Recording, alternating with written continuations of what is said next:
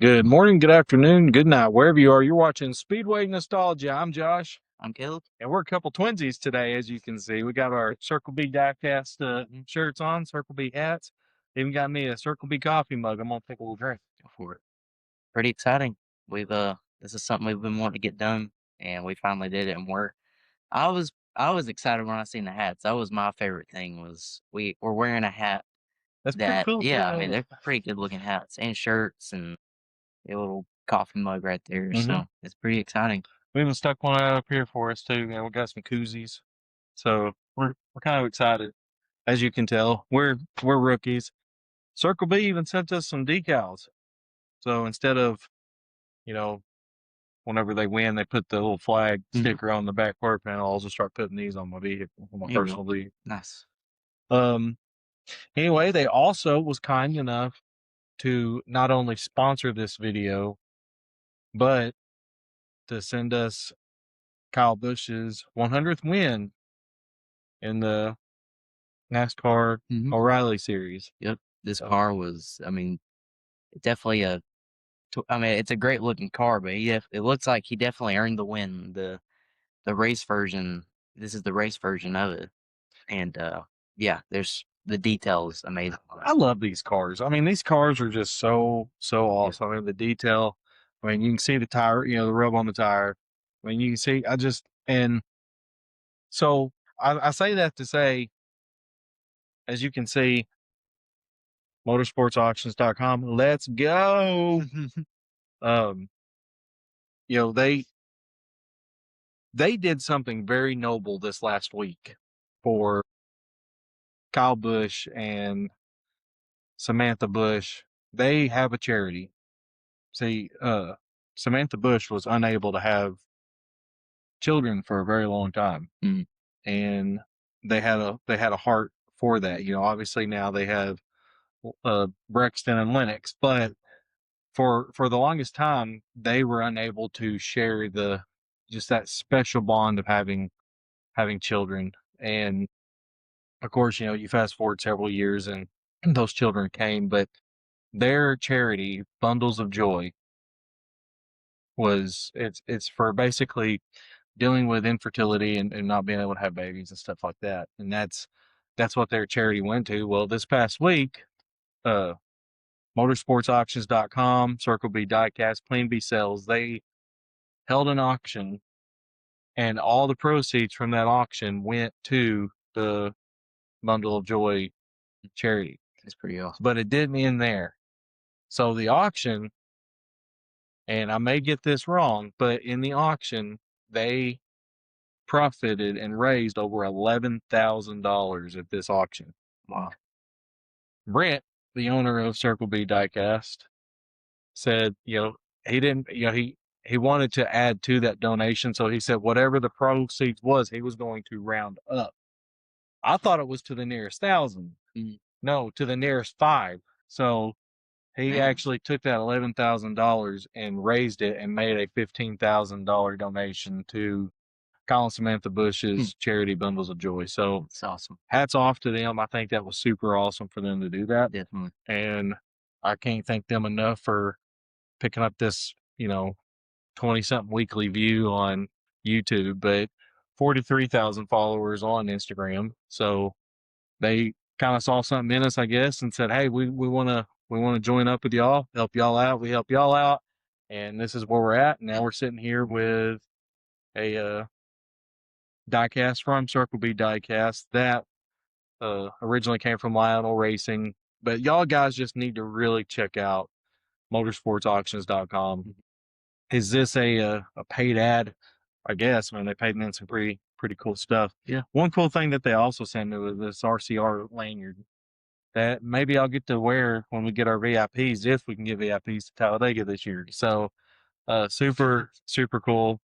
Kyle Busch running for RCR most of his time at Gibbs, started his career at Hendrick. Just a wonderful career, one that ended way too short, one that ended way too soon, from just a legendary race car driver. Whether you liked him, whether you hated him, whether you loved to boo him, whether you loved to cheer him, you could not ask for somebody who brought more color to the sport of racing. Definitely. Kyle Busch was, I said it in our last video, I loved watching him race. Towards the end of his career, he just was struggling. I mean, they didn't have the speed for that team. But in watching him in the 18 car, and like you said earlier in his career, just what the things he did on the racetrack was just amazing. And all the quotes he had, I mean, everybody was making videos of, hey, Kyle Busch quotes, Kyle Busch things on the racetrack. And yeah, Kyle Busch, that was the sport probably will never have another Kyle Busch, definitely. Oh, there's 100% guarantee on that. In honor of Kyle Busch, and this past week when the news came out the day that we were going to drop our video. Yeah. And obviously we had to kind of call an audible and change some things up. But we've been through the Coca-Cola 600. Kyle Busch was honored.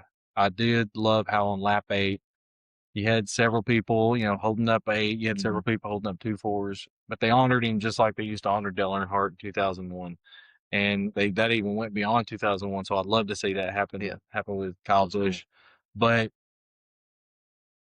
we went through the stage of honoring him, and everybody's still in mourning. I can't imagine what the Busch family's going through, especially Samantha, Braxton, and Lennox Busch. Just a terrible, terrible loss.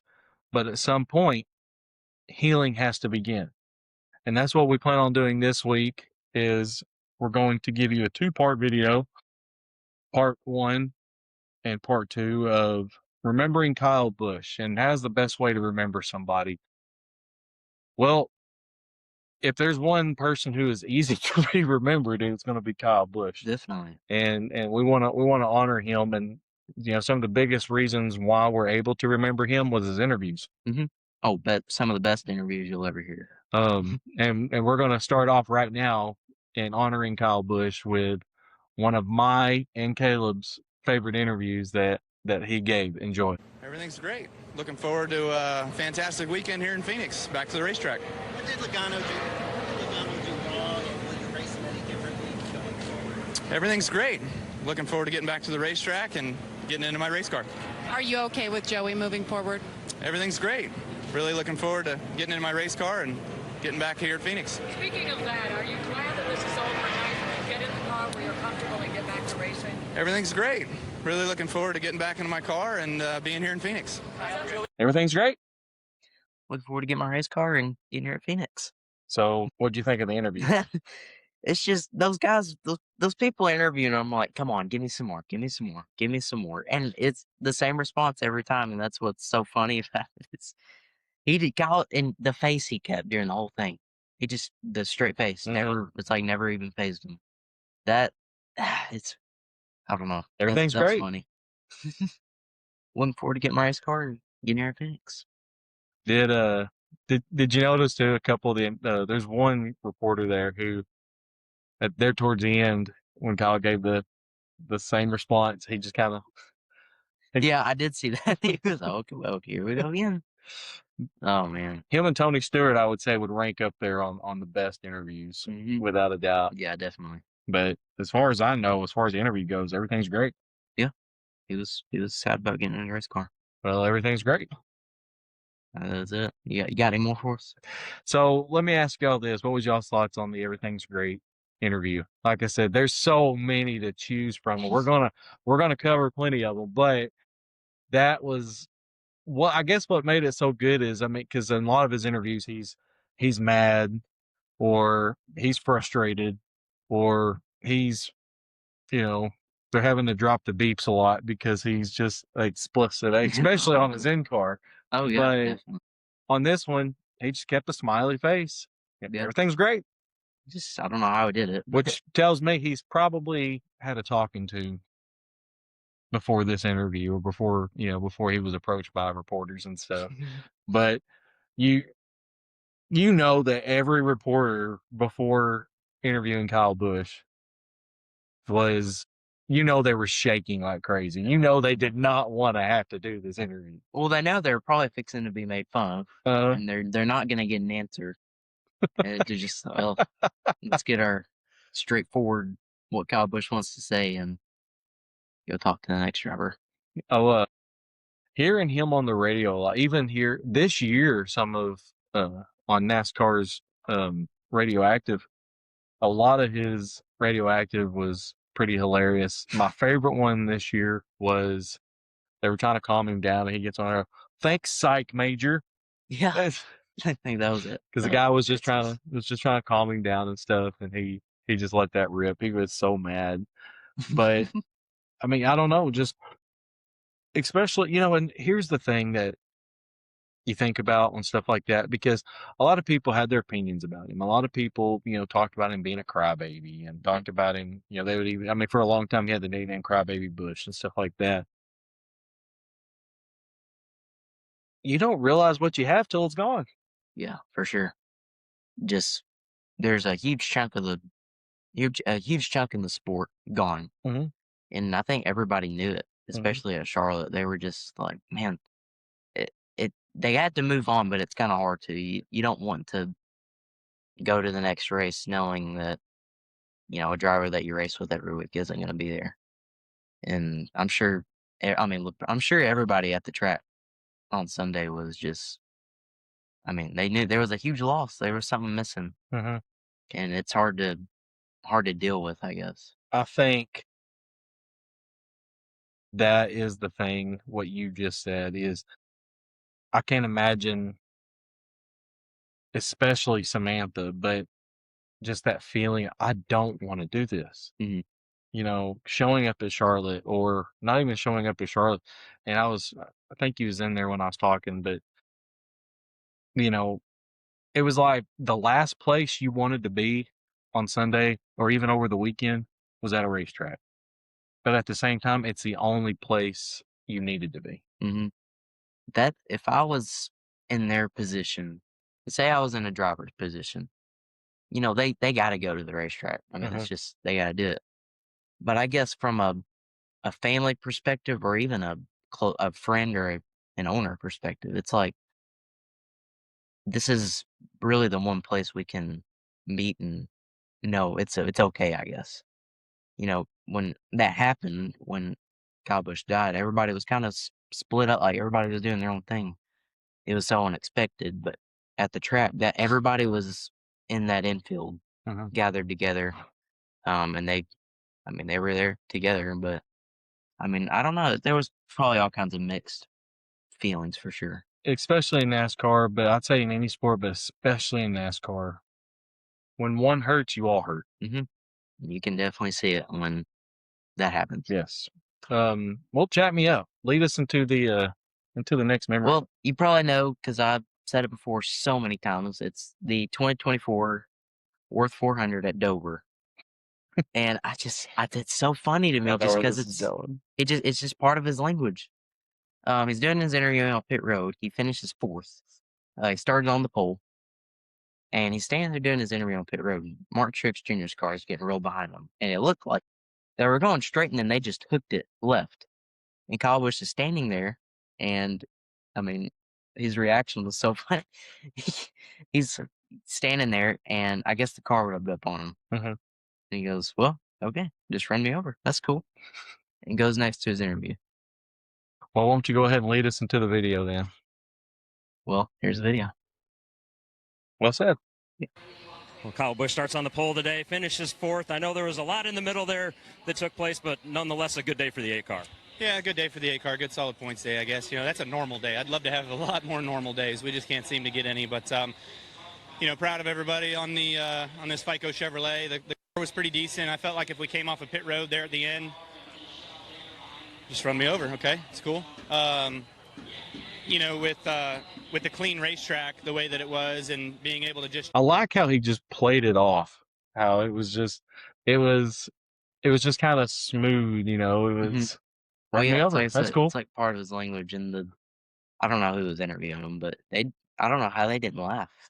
Like they just continued asking the questions. Well, they gotta maintain a little bit of professionalism. Plus, I mean, they also know, well, that's Kyle. Yeah, I mean, they probably expected it. Oh yeah.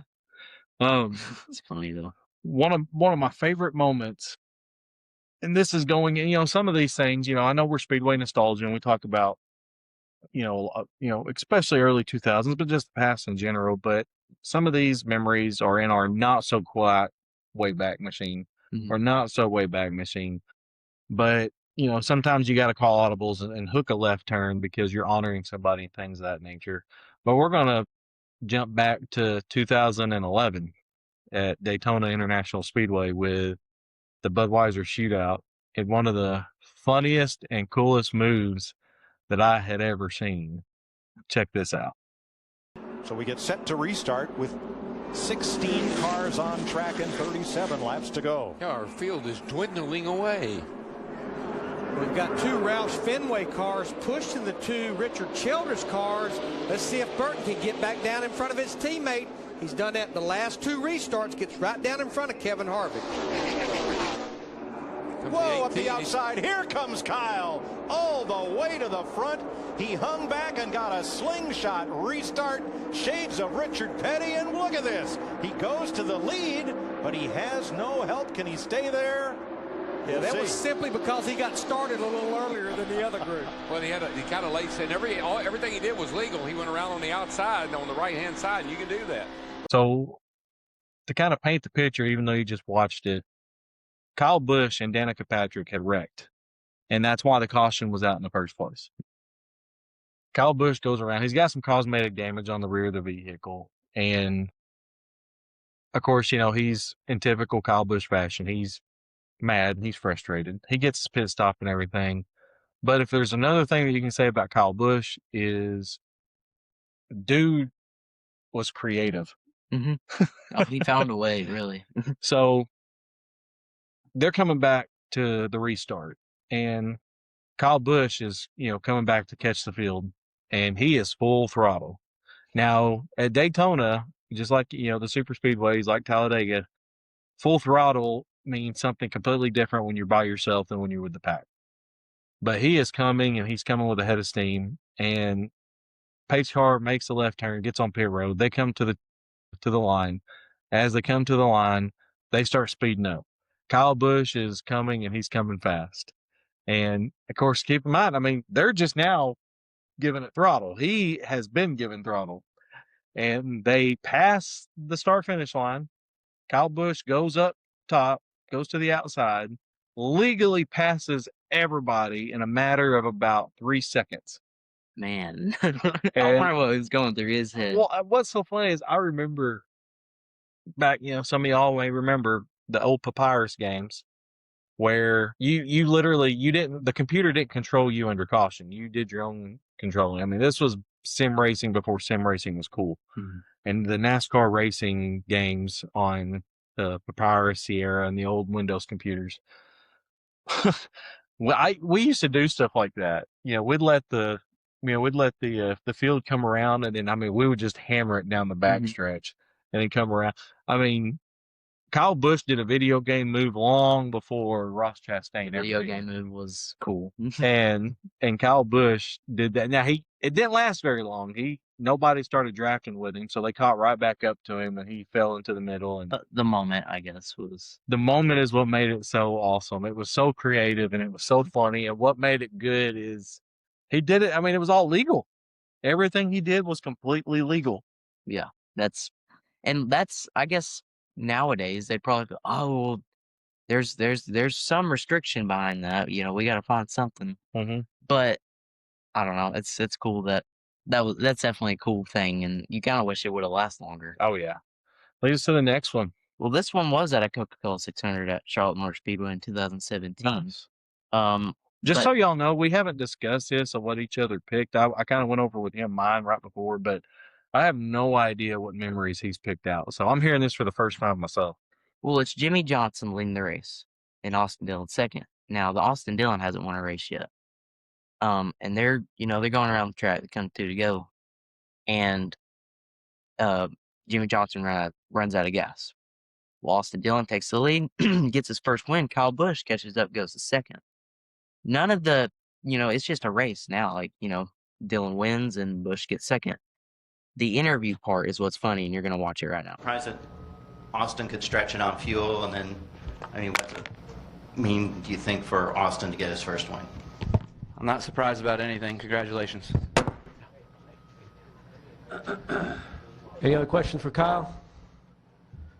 Up in the press box? All right, Kyle, thanks for your time. So the reaction with Kyle Busch, the way he went about it was because everybody's it's a driver's first win, and everybody's excited. But Kyle Busch, not surprised about anything. Congratulations. They're like, were you surprised? Okay, this is where he drops the mic. He drops the mic.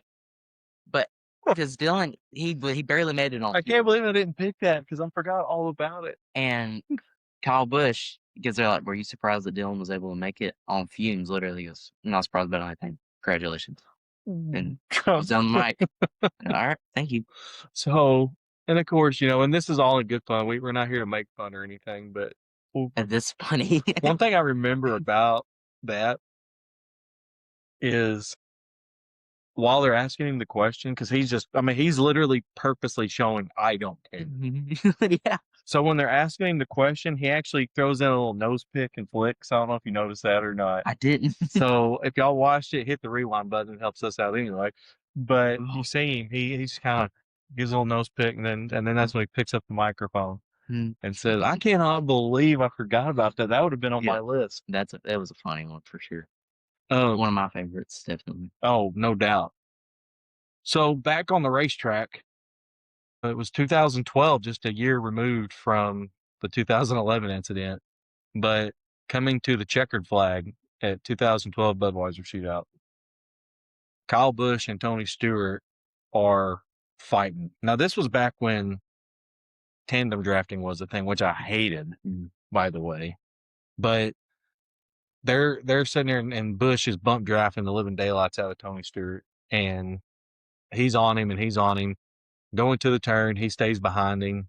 As they're getting ready to enter into the trial, Kyle Busch just times it perfect. And he comes around Tony Stewart and just barely passes him at the line. It was a super, super cool finish. The guys up in the Fox booth are going nuts, and they're laughing. Darrell Waltrip's laugh was really, really funny, actually. But y'all enjoy and check this out. You see your two-car tandem right here. Remember, he'll try to beat you when he gets over here. You know who that was? That's Steve Addington. Who used to be Kyle's crew chief and is now Tony's crew chief. He will try to beat you. 1 mile to the finish line of the Budweiser Shootout. Tony Stewart or Kyle Busch, who's going to win it? I don't know if Kyle's got it. Remember what happened the last time these two were coming to a start-finish line back in the July race? Smoke versus Wild Thing to the line. He got him. He got him. Wild Thing wins. He got him. The laugh gets me. Anything with Darrell Waltrip. I know a lot of people gave him a hard time. I'd say anything with Darrell Waltrip is funny, especially in comics. Well, and Fox Sports gets a lot of stuff because of their coverage, and they're not my favorite these days because I'm not a big fan of their race coverage. But back then, because a lot of people say they were terrible back then, I enjoyed it. I don't know if it was just because I was so young, and I really was. I was in my at this point, my late teenage years, or I say late teenage, I was in my early adult years. Yeah. But I was getting mixed up with 2005, which was his rookie year. But no, the way you hear Darrell Waltrip laugh after that was really funny. But I don't know.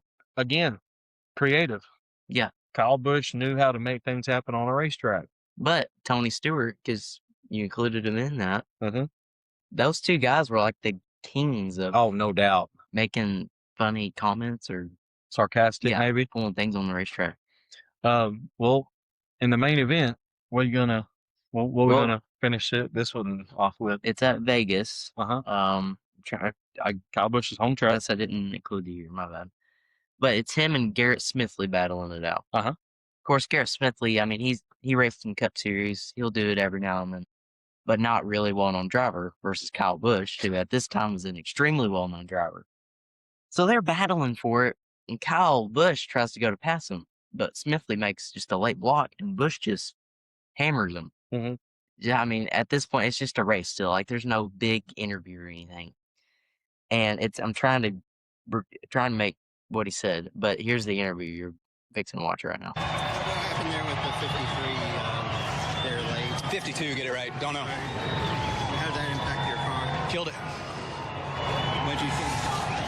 Were you happy that you were able to come back after the early damage? Nope. Or what happened there at the beginning of the race? I'm just here so I don't get fined. Careful. How about the heat? What effect? Felt great. No fine out there the whole time? Based on that you're going to a place where you won last year at Richmond? Nope, can't pass there. You feel okay about your chances overall? Don't care. Does it help any at all that you have the bonus points coming in here, coming out of this race? Just here so I don't get fined. Do you feel like if you had been able to get the top 10, I'm answering the dumbest questions over and over again. Am I good?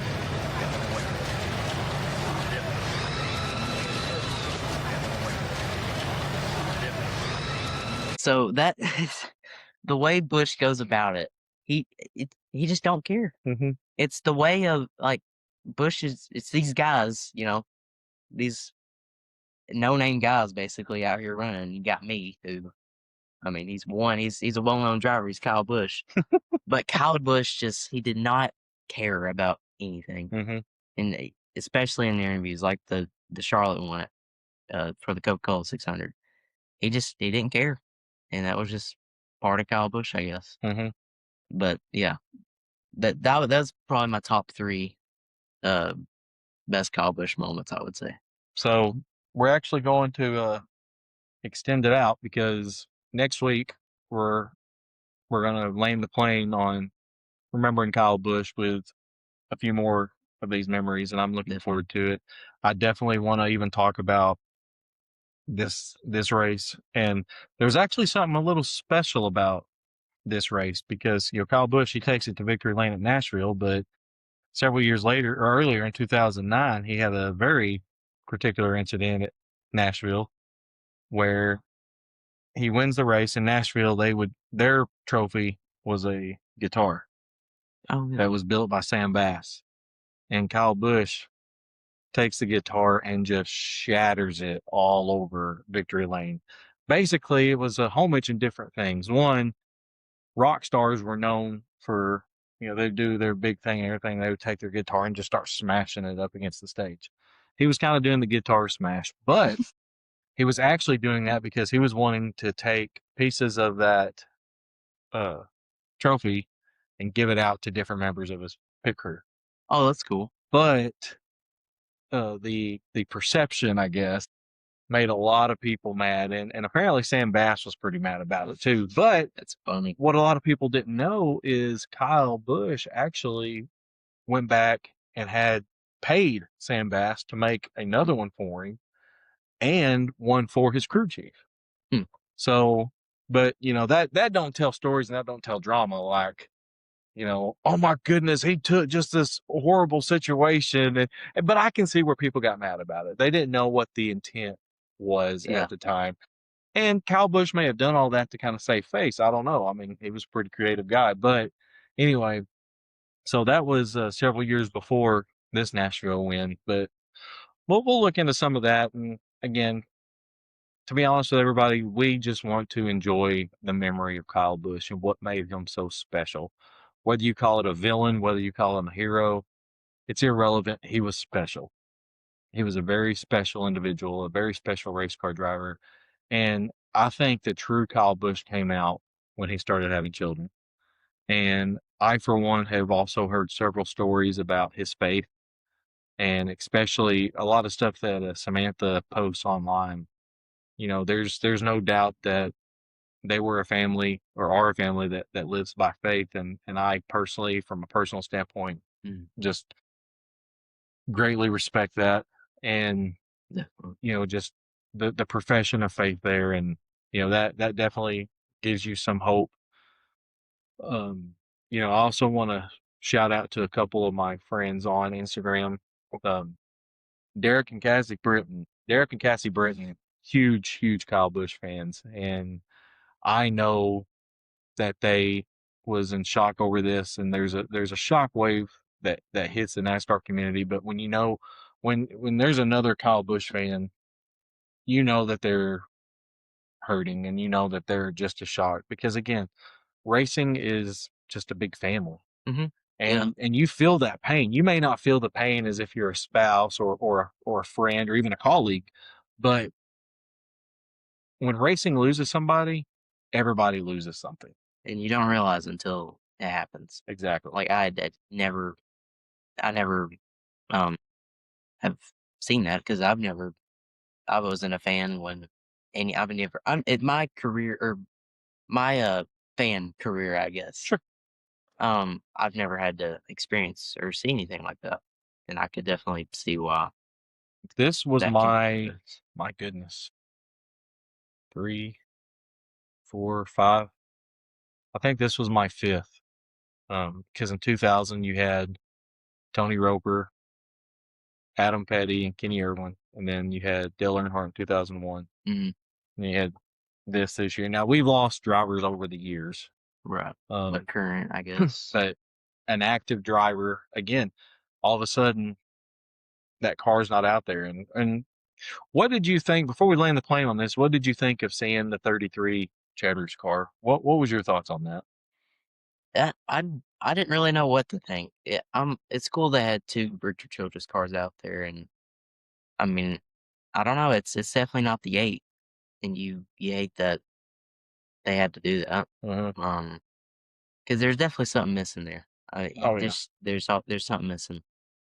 But I didn't really have any big thoughts about it. It's just I hated it really. Well, what did y'all think? Tell us what you thought about some of these videos. Also, tell us some of your memories, and maybe we'll pick up on them next week. But until then, again, we want to say thank you so much. You don't realize how awesome this is for us. Circle B Diecast and motorsportsauctions.com. Thank you so much for the car. Mm-hmm. This is actually our first Xfinity car. Yeah. Which is really awesome. And it's a race version. And I actually really like this race version. This was